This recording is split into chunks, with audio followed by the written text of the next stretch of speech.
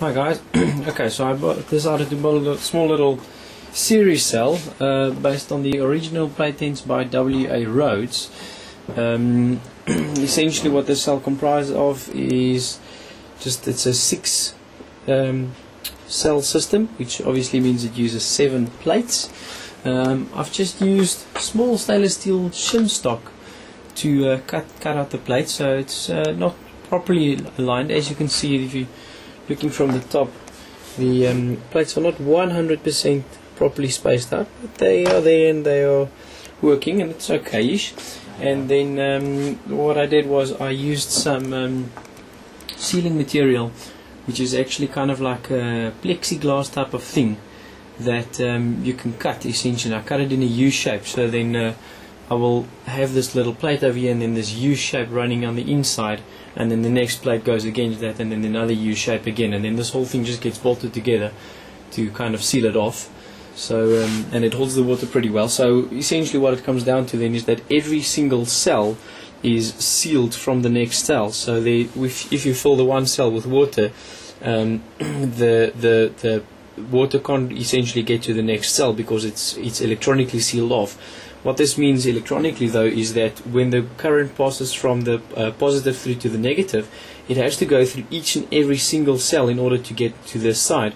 It can't go around. So if it was sharing an electrolyte bath, for instance, the current could leak around to the next cells, and that's essentially what I've based this on. I'm just going to quickly show you what this baby performs like.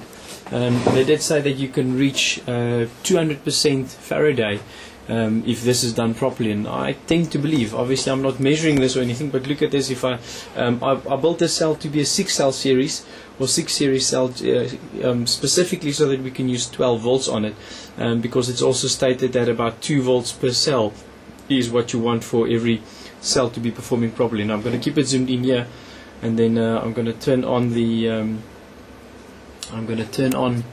the power supply quickly, and you can see what it does. Okay, this is heating it with 12 volts. There we go. And there you can see it's immediately boiling over. Gas production is quite hectic. What a nice little cell this is. It's starting to drip all over the show. I'll just show you quickly the amperage. There you can see it's pulling about 10 amps almost. And I'll turn it off now because it's messing up my entire room here.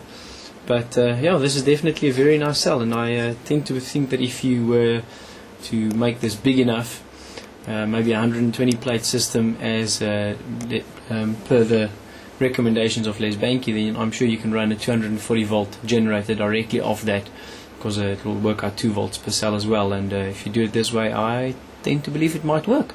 I just did this to test for myself and see what the capabilities are, and so far I am extremely impressed. Thanks, have a good one. Ciao.